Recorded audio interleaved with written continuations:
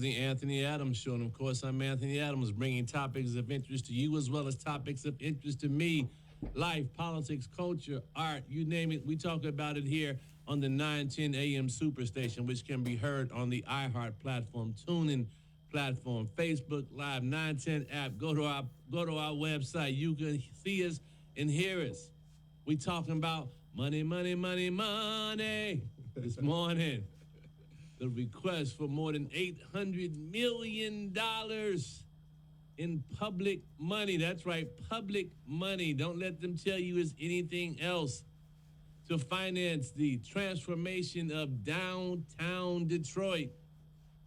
I have this morning as my special guest, Theo Pride. He's with the Detroit People's Platform, and they're on the front line of fighting corporate welfare.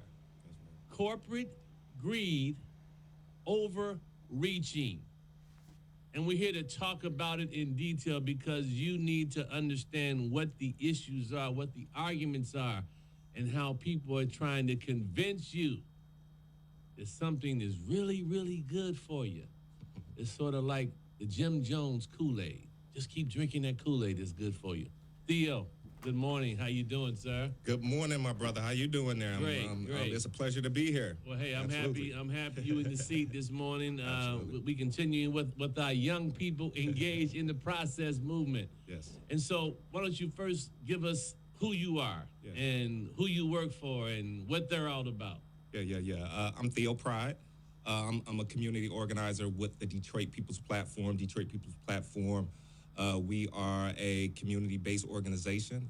We fight for economic and racial justice here in Detroit. We fight for the most marginalized and voiceless people in the city of Detroit, majority Black Detroit, legacy Detroiters. We organize majority Black Detroit for a political power, for transformational change, for material benefits. And so that's what it's about. Okay. Yep. And who are you? Tell us about you, young man. Yeah, Theo Pride, Generation Xer, as our executive director, Linda Campbell, the great Linda Campbell. Shout out Linda Campbell, OG, political, community organizing, great here in the city of Detroit. So, Generation Xer, born and raised in the city of Detroit. I was born on the west side. Grew up in Brightmoor and Old Redford, that area, Finco, 7 Mile. I moved around the west side. Went to Redford High School. Red Dog. You know. I played football there for the great Bud Jones. He just passed away. Rest in peace, Bud Jones. I went to end up getting a scholarship to play football. And that's how I made my way to school for higher education. I went to the University of Minnesota, Morris, a little small school in rural Minnesota. I studied sociology there. Kind of fell in love with the subject matter and knew that football wasn't going to take me far. And so went to grad school, got a master's degree in urban and regional planning. I said, let's take it a little bit farther. And so came back home to Detroit. Went to Wayne State, got my PhD in sociology. I taught in the academy for a while. It is what it is. Right, the ivory tower can get a little bit stuffy, so I had to break out. But shout out to Miss Linda Campbell giving me an opportunity to get my feet wet in community organizing. Folks, that's what I'm talking about. Young man, credentialed, yet from the community, of the community, still wants to do great things in our city, and we appreciate what you, Linda Campbell, and the people over at Detroit People's Platform do. So let's dig into the meat of this corporate welfare project that's on the table now, the $1.5 billion, $800 million ask. And they're asking without shame. Let me just be clear. They're asking without shame for Detroit City Council. We know who you are. We know what you do. They're asking them to do what? But let's talk about what is this Detroit District Project? What are they asking? What is this thing? The Detroit District Project is essentially a spinoff of the original or the initial, what they call catalyst development proposed by the Olympia real estate company with with the construction of the Little Caesars Arena. And so the idea was that, give us, right, millions and millions of dollars of public money to start with, to the tune of, when you really add it up, like in the papers, they really undersell how much money went into the LCA. So they say about 324, maybe 400 million when you add it up. But when you look at the public land that was transferred, right, they essentially bought $24 million worth of public land for $1. And also another part of that deal was that before the LCA and before this deal, the city was allowed to collect, right, income tax from all of the ticket sales, the concession sales, right, all of those type of things. So basically all of the income, right, that the stadium, right, and the arena produce, Detroit would benefit from the collection of those sales tax and put it into the general fund. That's off the table. And so, right, LCA and the Illages, they don't have to pay those taxes. Okay. That is money that would go into the general fund. So when you add up that loss of revenue and everything, we're talking about another $800 million, right, over the course of 48, 50 years of this tax abatement, right, gift from the city. And then there was a promise that there was going to be, because we're talking about the initial LCA development first, there was going to be a promise of economic development. There were going to be hotels.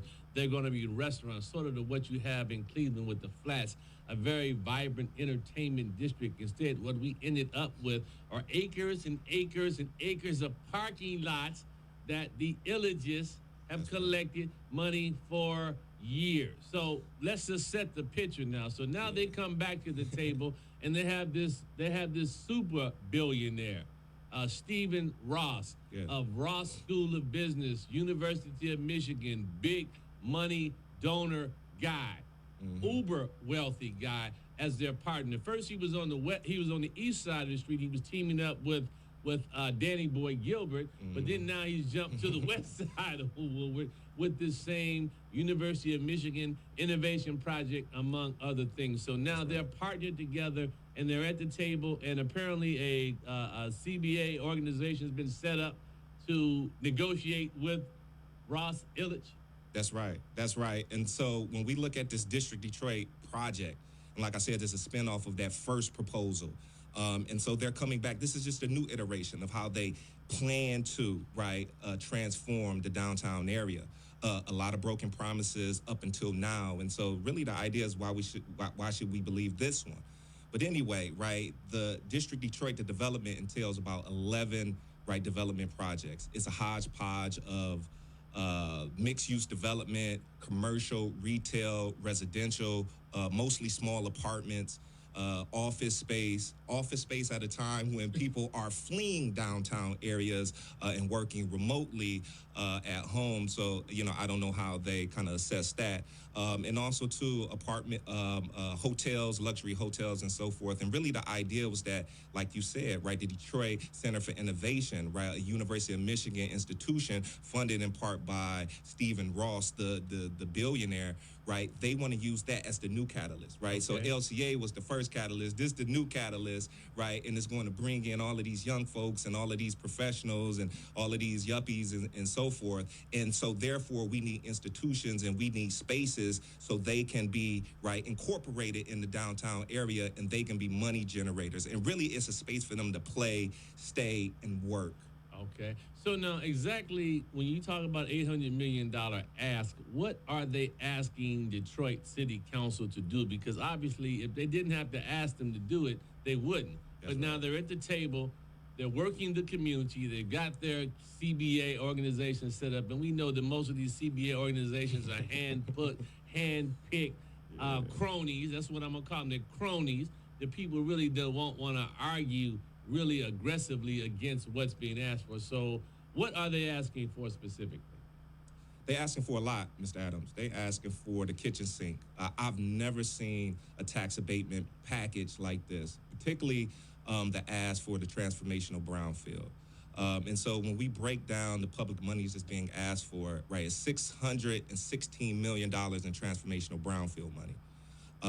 It's about $133 million in commercial and residential tax abatements. So that's like CRAs, Commercial Rehabilitation Act, and so forth. And then also, too, you have essentially interest-free loans gifted to Olympia and Related, which is Related is Stephen Ross's, real estate corporation or company. $50 million from the DDA and essentially zero interest loans.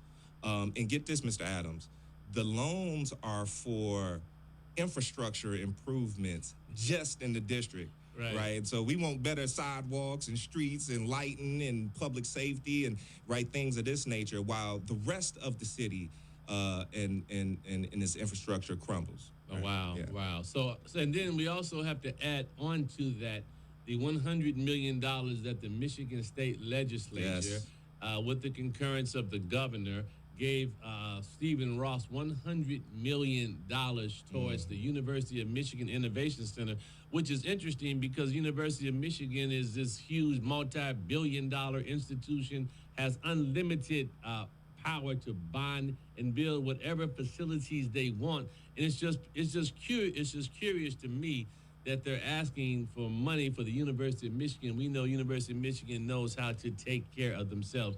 But that we just need to begin to add up what the total cost is. Now, what is the benefit that they're saying we're going to get from having all of this? And we kind of know their argument, but tell us what they say. They tell us anything, but this is what they say, right? They say we get jobs. That's always the sell, right? We're going to take public dollars that should be put in the general fund, that should be invested in your libraries, your schools, your parks, your recreations. You can't have those things. Instead, we'll give you jobs. We'll give you construction jobs. We'll give you office jobs. We'll give you, this promise like milk and honey. Jobs just falling out the sky. You're going to have jobs. The problem with their argument is that some jobs are created. The problem with that is that those jobs don't go to Detroit. Right, and all of the studies and all of the numbers bear that out. Right, Data-Driven Detroit just released some data.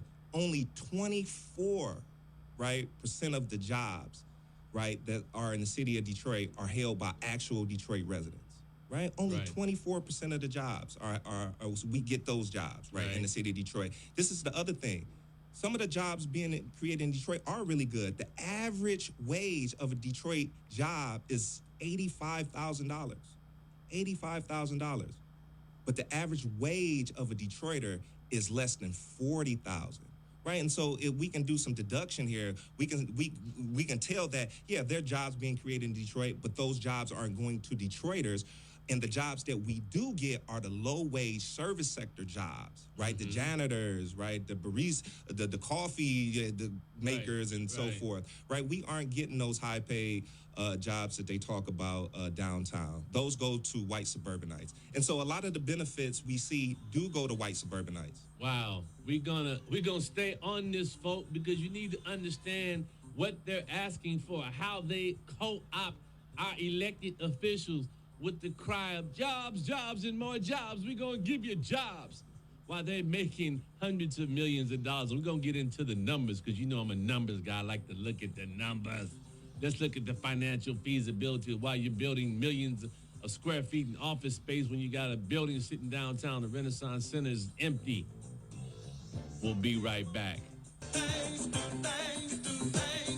For the love of money, people will rob their own mother. And the mother here is the voters of the city of Detroit. We got a city council sitting down there, and we're going to see what they do. And we kind of know what some of them going to do already because they're salivating, wanting to approve this thing to show to the corporate community that we with you. Meanwhile, back at the ranch, black women being killed, slaughtered on the streets of Detroit, babies freezing. It's crazy out here. I got Theo Pride with the Detroit People's Platform, young, educated, articulate black man speaking to the issues, holding it down with the Detroit People's Platform, which is always on the front line, advocating for social justice, social equity in a majority black city where we seem to be getting none of that. I know I've got a number of callers on there. We're going to get you, but I want to continue to set the stage with the real juicy things now. So they're asking, obviously, there's some abatements, there's some tax captures. Yeah. And if people that understand the structure of Downtown Development Authority, TIP District, kind of walk us through that structure and why they need city council approval. Yeah, so when we look at, it's a lot of moving pieces to this abatement thing, right? And so one piece of it is the DDA, the Downtown Development Authority. They essentially have unilateral power to write checks and give public monies, right, to whatever type of projects they deem worthy. And so that $50 million loan, right, the public essentially has no say over if it gets approved or not. Right? So that's essentially a done deal. And when we think about the DDA and why that is public money is because the DDA is essentially the whole downtown is a tax capture district. So all of the property value, right, in downtown Detroit stays downtown Detroit. Since 1978 or so, property values have been frozen. So frozen in time since 1978. Since 1978. Yes, right.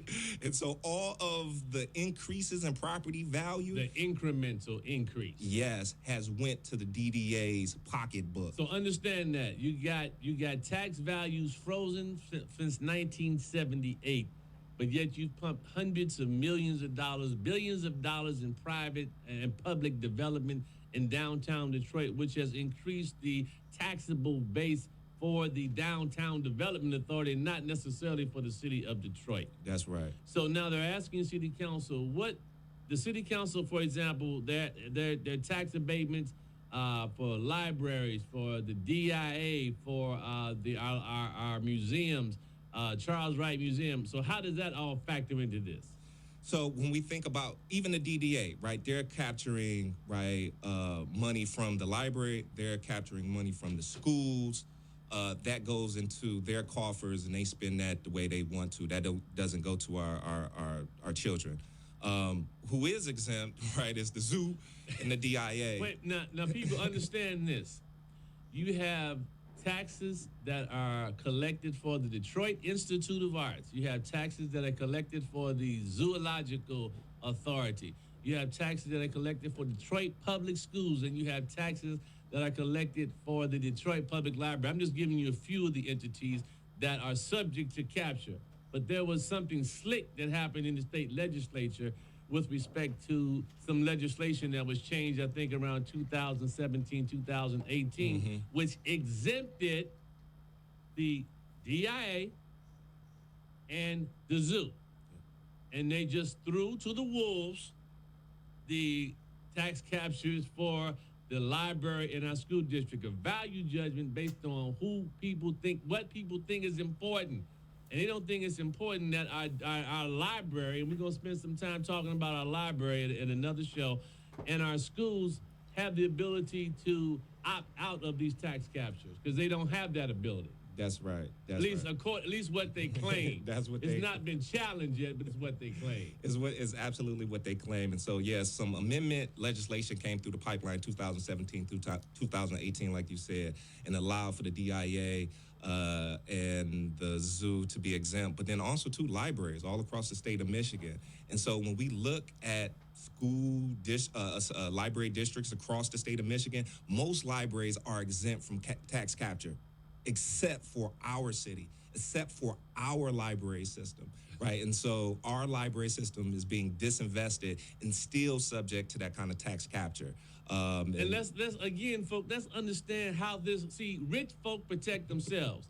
And so when the city of Detroit went through that contrived bankruptcy, it was very clear that the DIA was on the table. We could have sold all the art in the DIA and dealt with the debt, but instead they created this grand bargain. We call it grand theft, which penalized Detroit retirees, clawed back money from them, and then gave the city this window of opportunity to not have to make pension payments, which we have a pension cliff we're facing. See, this is how rich folk protect themselves. And we need to understand the games that they play because their game is about money. It's not about improving the quality of life in our community. And anybody want to call in and challenge me on that, I welcome you because those are the facts. So please, Theo, continue your great analysis of this issue. Facts, brother, facts. And so the other side of this is the brownfields, right, and the CRA. those actually have to go through city council. Those have to flow through city council, and they have to be approved through city council. They have to go through committees first. And so there are certain levels of public engagement that Detroiters can engage in to voice their discontent and concern about the feasibility of these things, the fairness and the equitable nature or the unequitable nature of these particular abatements. And so the brownfield, the transformational brownfield, which is $616 million, can absolutely be stopped, right, at the city council level, right? Folks show up and, voice their opinion loud enough, maybe can get some movement there. And also, too, the $133 million CRA.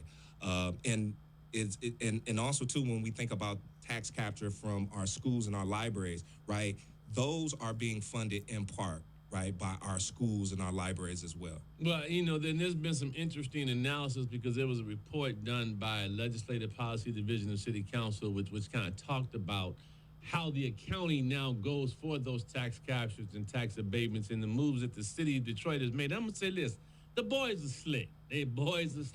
They got slick lawyers. They doing some slick lawyering here to manipulate the facts to present their argument as if it is a done deal. But we're asking city council, don't go for the banana in the tailpipe.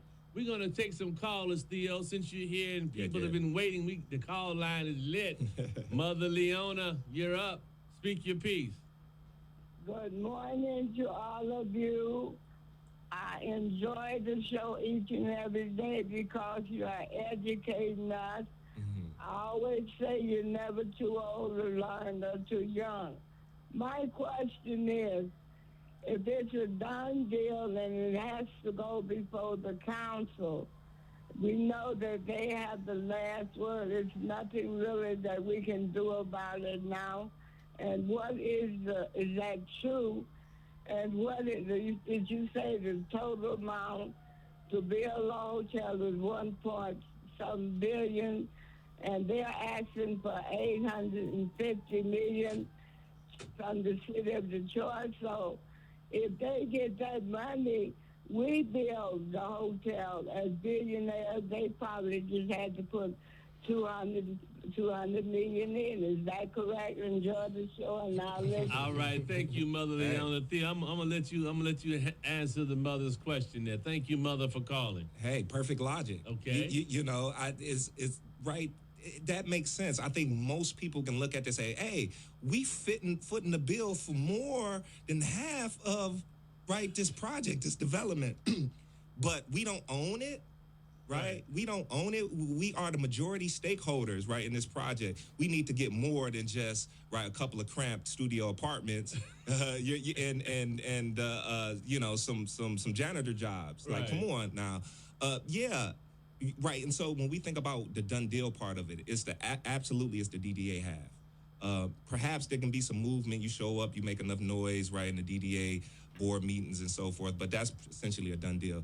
But what is not a done deal is that $616 million, that $133 million abatement that's sitting there. Right. That's going to make its way, and that's going to flow through, right, our political channels pretty soon here. And if you want to be abreast of the process, right, just make sure that you tune in to Detroit People's Platform's news. We'll keep you abreast and up to date as to when those things go down and so forth. But yeah, right, they essentially did that with the LCA, Little Caesars Arena. Right. Is that we gonna own this? Yeah. We'll lease it to you. Why can't we own the buildings and we lease it out to the Gilberts? Let me ask the question: which committee is this project going to be in front of? Because I think people need to understand which committee, who's going to be in charge of shepherding this thing through the process.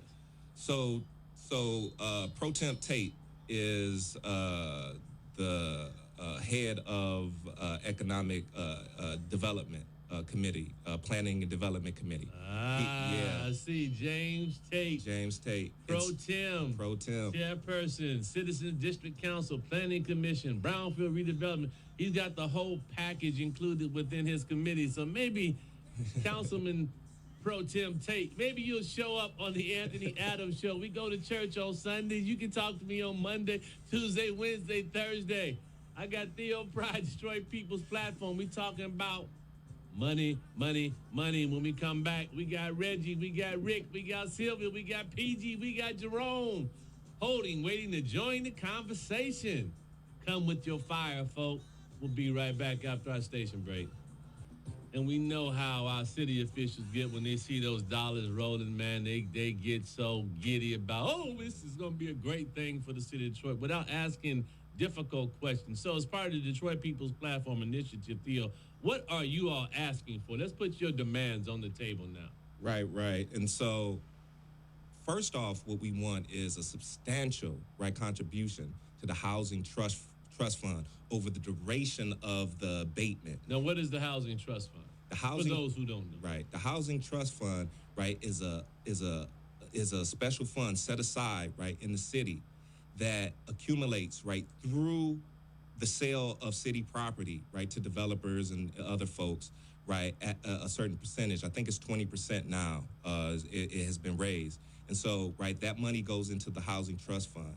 And the Housing Trust Fund is very, very unique, and it's very special, and it's very important because it's really the only pot of money that truly addresses the affordable housing needs of everyday Detroiters. And we're talking about deep affordability. We're not talking about this AMI 70, 80%. You're talking about deep affordability for people who are at risk housing challenge. That's right. Deep affordability, affordable housing that truly meets the needs of the most marginalized, income challenged, people in the city of Detroit. And that is the type of affordability that Detroiters really need. We're talking about 20% AMI, 30% AMI. Unfortunately, 50% AMI, certainly 80% AMI does not capture, the type of income levels and the type of affordable housing needs, for our residents. That's your first demand. What's your second demand? Second demand, we want the schools and the libraries excluded from tax capture. Okay. It's bad enough that, general fund money, is being captured, in bulks, to pay for and essentially enrich, private white investors. But we want our schools and we want our libraries properly and adequately funded, So exempt them, exclude them from all tax capture. All right. The other thing that we want is investment, a significant investment in a relocation fund to support those who will certainly be displaced by this process. And so when you hear the rhetoric of Related and Olympia, they claim that nobody will be displaced in this process, which is absurd on its face. Most of those buildings are vacant anyway, I'm assuming, so of course no one's going to be displaced, but go ahead. Exactly. So in that process, and so that's kind of the obfuscation, the slick talk, But they will be displaced through a process of gentrification. We understand this, And that when they come in and they introduce all of this luxury development, property values will go up, rents will follow. You're not against development, are you, Theo? You're not against having a vibrant downtown Detroit, are you? I'm not against that, of course, but what I am against, is inequity, injustice, and the creation of an exclusionary space to say this is only for people who got the green and the money and the access, and the privilege to come down here and stay, play, and work. And that's not the average Detroiter. Listen to this young man, folks. You all taught me, ain't no young people out there. You listen to one right now. We're going to take some callers. Reggie, you got the mic. Speak your piece. Good morning, Anthony. Good morning. Theo. How are you? I'm pretty fine. good, my brother. Good. Hey, look, what we need in Detroit is a audit of the amount of tax abatements that's being handed out by Detroit from 2013 to 2022. Okay. Now, according to the GASB, GASB is the Government Accounting Standard Board. From 2017 to 2021, the school district gross revenue loss was $158,271,224. And you pulling those numbers from what document, Reggie? From the city's financial report. From the GASB state roadmap. It's called Tax Break Tracker. All right. The title is Discover What Localities Lose to Corporate Tax Abatement. All right, you should post that in the in the chat room for the station so people can look at that, because that's a very cogent fact that people need to understand what's being lost here, especially when the fact that we have a school district that cannot borrow one dime because they left all the debt and the borrowing power with the district that they collapsed, that they corrupted. But go ahead, your additional point. City of Detroit, gross revenue loss from 2017 to 2021, $324,386,087. Wayne County, the same time period, $117,400,000. What we need is a true community benefit agreement. We need the Citizens District Council. We need to force these developers, charge them impact fees. CEO said they want to put in new water systems, sidewalks, things like that. That should not be the City of Detroit responsibility. Right. That's why you charge the developers an impact fee. That's their responsibility. Mm-hmm. All right. And so any council member that supports this tax abatement for this development needs to be recalled, and the citizens of Detroit need to work like hell to remove them from office in the next municipal election in Detroit. Reggie, send me those. Post that link to that site so people can see those numbers for themselves, because these are real numbers. These are real documents. Because they always say that, we're biased, but we're taking their own facts and figures and showing you how we're being played. Reggie, please post that and email that to me. Thank you for your call. Rick, okay, you're up. Speak your piece, Rick. Hey, thanks for having me. And let me say, Theo, thank you very much for your professionalism, your expertise, bringing it back to bear on our community. I'm one of those 150 plus million Americans that together we have less resources than two individuals in this country, right? And so for me, the issue gets to be what was said a long time ago. How about 2% tax for grassroots literacy so that we can define municipal bonds, so that we can introduce and develop projects ourselves to get those bonds instead of always being told. Because of that position, we're always left at a disadvantage and always a need to rally people who are unorganized together. Thus, again, I raised it during the enterprise zones as well as the Renaissance zones as they have moved through the city of Detroit and these other tax captures when former Mayor Archer introduced it. It's not the idea that's bad. It's the fact that you have to have people literate enough to understand what they have within their hands, because like I said, we're the bulk people. All we have, our main value is our collective work and vote, right? That's generally our power. So if we're not educating people to connect, to be able to support you, if we don't understand or are not in a position to have an organized trust triggering, which would allow us to be pre-organized, we can't do much good for you either. We can't bag you. We can't strategically flank to the left, to the right. We can't pinpoint issues. Everybody's making calls. Who do you trust? This one, call this, on this, call that. And nobody is thinking about the thing we never get in the community, a mutual agreement. Right. We have an agreement to communicate with each other. Exactly. And people not intercept that stuff. Make3.com. All right. Thank you. Thank you, Rick. Yeah. Sylvia, you're up. Speak your piece. Most definitely, there's profit over the concern of the people's needs in their communities. Yet we see big businesses, developers, billionaires running rapidly, bleeding out our black communities, disinvesting and looting of Detroit continuing. There's an article in Click on Detroit, and they're exposing an elaborate wire transfer fraud scheme has left the Detroit Library out of hundreds of thousands of dollars, and this fraud happened in 2021. So it's supposed to be under investigation, and it has been discovered another 400,000 been transferred. So click on Detroit and get the details and the figures of this fraud. All right, Sylvia. Okay. Thank you. PG, you're up. Speak your piece. Mr. Adams, good morning. Good morning. Good morning to Theo Pride. Can you hear me? Yes, ma'am. We hear you loud and clear. Well, before I get started, Mr. Theo Pride, let me do something for you. Thank you.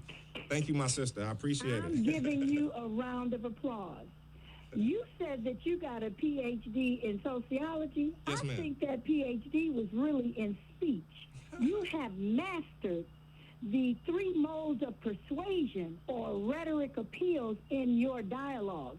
You are practicing logos, ethos, pathos, mythos, and caros while you are speaking. And this is what we need to do, is have the proper messaging. You don't sound angry or bitter or this is what they've been doing for years. You duly noted this is what has happened. This is what they've done. But you've got solutions and you've got a list of demands. All right. So I don't vote in Detroit, but I'm not even familiar with your organization. But I tell you what, if this is the kind of information that you're putting out, the radio station has a Godfather package, 200 spots for $500. I would be willing to sponsor you with some airtime. All right. To put this type of message out there. We go give him your number, PG. He go call you up. You go sponsor that Godfather package. Grab that number, Jim. Shout out Detroit People's Platform. All right. Listen, when we come back, we got Darren, we got Jerome, we got Tony G, we got Latham. We talking knowledge and power today, people. We coming with facts, not anger, but we coming with the real. We'll be right back after our station break. It's on the table now is before the council district, Council President Pro Tem James Tate is heading up the committee that's going to consider this. So we'll see what my church member does on this. Sometimes our politics don't align, but I'm going to give him the opportunity to stand strong for the people. You want to talk about deep affordability before we grab some more callers? Absolutely. Real quick. And so a part of this package and how they're trying to sell it is that they are providing deep affordability to Detroit residents. And so typically the standard is 80% AMI. And they say what does that equate to in numbers? Right. What that equates to in numbers is really about $40-something thousand, right? Okay. The high 40s. Right, the median income in the city of Detroit is $33,000, right? And so 80% AMI simply doesn't capture the affordability need, right, in the city, right, because it's much lower than the regional median income, right? Okay. And so they are saying they are going to 50% AMI, which is about, right, 33%, and does kind of address, right, the affordable housing needs of the city of Detroit citywide. Right. But the problem is when we actually look inside the district, right, many of the tracts in the neighborhoods are comprised of low-income Black residents, right, that make way below $33,000, right? One tract makes $17,000, and another tract, right, makes about $22,000. Those are the northern tracts, right, north of the Fisher. And so when we think about 50% AMI, it's really a farce to say we're providing deep affordability to the area, right? Because it does not address the real affordable housing needs of the area. And so therefore, what's going to happen? Those people, those low-income Black seniors in those areas and single mothers with children in those areas will be displaced by this development. And so that's why we're calling for this relocation fund. Great. I love it. We got Darren. You're up. Speak your piece. Hey. Theo, how you doing, brother? Pretty good, brother. How you doing? I'm doing good. I'm good. So glad to see that everybody else is getting a chance to see what we know in you and what we know that Theo is in this to win this, and he's fighting for us. So I'm so glad that everybody else gets to see what we know at the Detroit People's Platform, who Theo really is. So, Theo, me and you, we've talked about so many things and so many issues, but as I'm listening to you guys and we're talking about what people, the $80,000 that a person could make to actually be a part of this. But I'm looking at and I'm seeing that we don't have the people trained to take those type of jobs. And back in the day when we were going to school, the schools offered different type of training for young men and young women.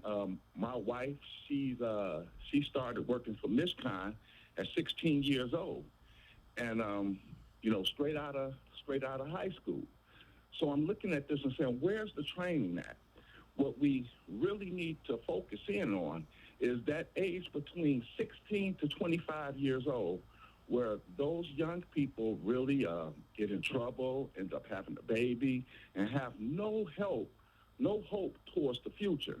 If we can kind of structure that and getting them some job training with the companies that's coming into Detroit, training them for those jobs like we had training back in the day to go into the automobile industry. Get them trained so that once they come out of school or before they come out of school, they can start earning income that could raise that from $30,000 to $40,000 to $50,000. So let me ask you a question, Darren. So it sounds like you're in support of the project. You're in support of the project if it ties into some type of job training. Yes. Okay. And their record of meeting their obligations, I'm going to speak to the illages, has been very, very low. So what gives you confidence to believe that if that's a part of this package, and I don't know if it is, maybe Theo can answer that they're going to follow through with that particular commitment? Well, what I'm saying is that we make them follow through. How? Quit giving them a blank check and saying, hey, with the promises that they're giving us, and hold them to those promises. All right. Hold them to those promises, or we don't give it to them. I got you. And show us that they are going to make a commitment to doing that. We don't just give it all to them. Show us. Give us a plan where you're going to take our young people, where you're going to invest our money into the schools, and then give them a short period of time to see. Let's have a pilot program and see how that works. Because right now, just saying it is not working. We need to see them actually do it. All right. I love it. Thank you very much. You got to my point. We need to see it before we give it to them. Right. Maybe they need to do what they say they're going to do, and then they get some money. But that's a whole nother thing in terms of structuring the deal. Tony G., you're up. Speak your piece. Good morning. Good morning. Thank you, brother, for the numbers, because numbers speak for themselves. I'm going to make this brief. Brother Anthony, have you thought about getting this guy on your campaign? And Cecile, have you thought about running for city council? And I'll leave it at that. All right. I don't talk politics because if I do that, they'll be screaming, get him off the air. He's running for mayor. That's what Charles Omega Man Davis says. I'm just using this platform to run for mayor, but that's a whole nother story. Theo is a dynamic young brother. He needs to think about. I'm not gonna put him on the spot right now because he's about advocating for the people right now, and we're gonna keep him in that space right now. All right, Tony G. Yes. You had some dynamic young people that come on your show. I find them, man. They're out here. We just gotta recognize that. And we need to recognize them, but they also need to think about it's the new day and age, and we need to replace some of these people on city council who's kind of stiff. You ain't never lied. You ain't lied about that. We wish you, Tony G. Thank you very much. Jerome, you're up. Speak your piece. Yes, thank you for letting me join your discussion. How you doing, Theo? Oh, pretty good, brother. How about yourself? I'm doing almost as good as you. Good. So, Anthony, you don't want to talk to me because, right now I'm going to just say this. I'm going to talk like John Henry Clark. I don't debate with folks who are not my equal. After that, I only debate with people who I teach, should I say. Okay. Teach me. Now. Educate me. We're ignoring the number one backlash of our history right now. Every time we've advanced in history, there's always been white backlash to set us further behind. Now, let's start originally where the backlash started at and where we're going. Let's start this because I don't want you accusing me of cutting you short. And I know Theo may have to have a hard stop. He may have to run out of here. But we're gonna come back on the other side of the station break.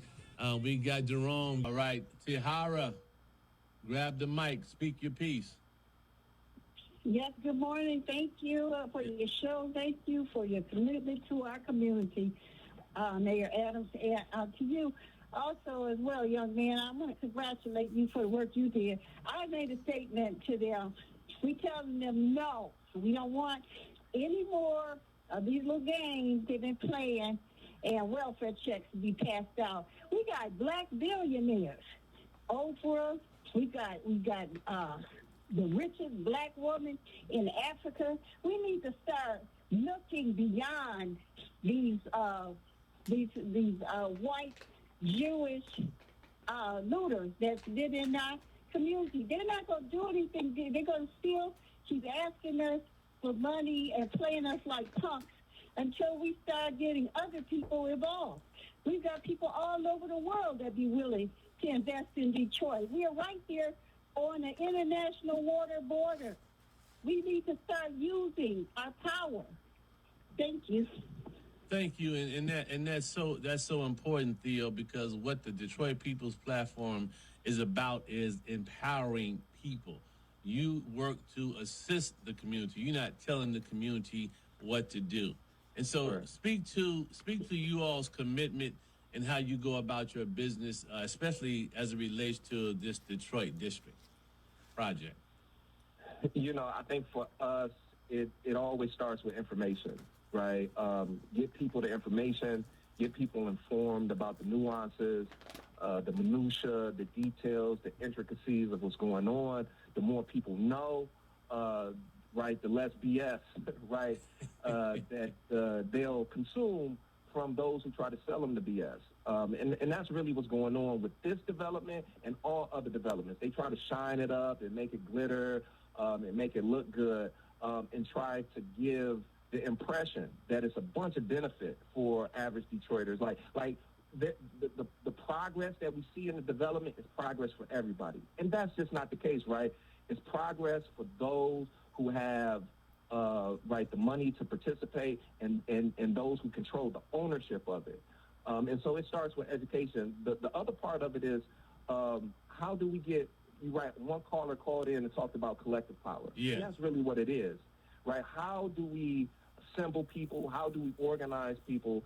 How do we get people connected, right, in political ways to think about things critically, right, and pull on the levers of government, right, to make these things happen and create the type of community power that demands that our elected officials listen to us and not those who just simply have really, really deep pockets. And that's really what this conversation is all about.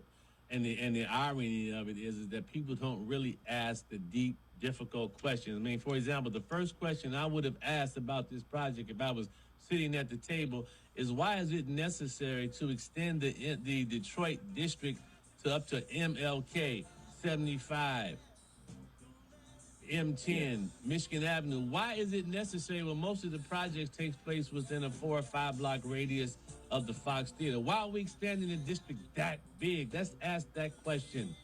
And by definition, whenever you're asking for public subsidy, you're conceding that a project is not economically feasible. Why are we doing this, given the market, given the conditions of where we are? But they'll say we're anti-development. We don't understand the big picture. But we're going to get into some more numbers on the other side of the break. I have joining me on the call-in line Linda Campbell, Chief Honcho, Detroit People's Platform. Welcome, Ms. Campbell. Thank you for calling in. Thank you, Anthony. And I first of all, I want to thank you for hosting Brother Bill Pride this morning, giving him an opportunity to bring the word and bring the message to your radio listening audience, many of whom have stood with Detroit People's Platform over the last 10 years, fighting this fight for fair and equitable development in this city, particularly development, private economic development, I might add, that is being funded through public tax support. So thank you for that. I also want to say that you're asking some really good, hard questions. And what we want to encourage Detroiters to do is to show up. Show up at Cass Tech on Tuesday evening at 6 p.m., where they are hosting the community benefit agreement process right now. Show up with your hard questions. Show up and see who's making the decisions on that neighborhood advisory council. Many of those folks who are serving on the neighborhood advisory council are not representing the interests of those living in the impacted area that are likely to be displaced from that community as a result of this development. They're not asking the hard questions that impact all of us in Detroit, because it's just such a huge tax burden that is being placed on the city of Detroit. Show up and hold those folks accountable as well. Those of us who organized back in 2016 to fight for a strong community benefit agreement ordinance, because we were sick and tired of seeing our public money go to these developers without any kind of accountability. We wanted a strong community benefit agreement. We wanted a strong coalition that would come to the table and negotiate. Those of you who were around for and involved in that fight, and we want to thank the nearly 100,000 Detroiters who showed up and voted for the People's CBA Proposal A. You know that the Proposal A, the CBA that we put on the ballot, was a strong one. We got out-organized by dark money and the collusion of some of our elected officials who put up the Proposal B, which stripped most of the power that we had built into the People's CBA. So we need you to show up, because it is on the books. The current CBO mandates that these developers come to the table, but we need folks on the Neighborhood Advisory Council to show up with power. And the only way they're going to do that is if Detroiters organize, come down to Cass Tech, ask the hard questions, or come in on the Zoom call where you can ask questions and get involved in this fight alongside Detroit People's Platform. All right, you summarize it. So they have a what they call the committee of people. Give us a context of some of the people who are on this committee, because you say they're not representative of the community. So let's understand who's on this committee. So one of the issues that the Detroit People's Platform raised immediately when we looked at who was represented on the Neighborhood Advisory Council, which is what it's called, is that we felt that there was overrepresentation from the developer class, people who presently are developers in and around the Illich area, or they are in development in the city. Of course, they have interests. They over-identify with the developer, and so we don't feel that they're asking the hard questions of the development team in order to make sure that Detroiters benefit. We have only 2 community representatives, and we feel that that equation automatically stacks the table against community. We've raised that with the planning department. We've asked for a stronger vetting process to make sure that there are no conflict of interest with people who are sitting at the Neighborhood Advisory Council. But as I said, one thing we need to make sure is that they are representing the interests of Detroiters, and that happens when Detroiters show up and ask the hard questions. So the next meeting of the NAC is when? Is next Tuesday? Yeah, it's next Tuesday. What is that? January 31st? Yes, January 31st, because January 30th is my wife's birthday, and that's a national holiday. So. Okay. So we're calling for Detroiters to either come. The meetings at Cass Tech, they begin pretty promptly at 6 o'clock. Or if you can't make it down to Cass Tech, you can join the meeting on Zoom and see what's going on. Are they allowed? Let me just ask a procedural question. So when you have organizations like yourself that is able to organize information and presentations, are they allowing you to give a 5-minute, 10-minute presentation, or is everybody limited to the 1-minute rule that they seem to just love around here? Yeah, people are pretty much limited to the 1-minute rule, but for this particular NAC, you can send an email, which we have done. We've submitted recommendations by email, because you get a little, you have opportunity to really sort of state your case. But yeah, you're right. It's Detroiters are being limited to 1 minute, even if there are only 4 people at the mic, which doesn't make a lot of sense to us. Nevertheless, show up. Show up, take your 1 minute, or call in on Zoom and let your issues be heard. If you want to send them an email, the email that Detroiters can write to is District Detroit NAC at gmail.com. Again, that's District Detroit NAC at gmail.com. Those who are sitting at the table supposedly representing the interests of those folks in the impacted area and Detroiters at large, they will get the emails that you send to them. Let them hear from you. All right. Listen, Linda, as always, thank you. You guys are certainly welcome to come on the show because you are organizing the community, bringing information to the community, and I appreciate you all for what you do each and every day. There is no money in this battle, people. Let me just say that. People out here fighting the good fight, and they're being outspent by hundreds of millions of dollars, and people still continue to fight because the mission is just and moral, and we have to win this battle. We have to win this battle. Linda, thank you so very much for calling. I appreciate you as always.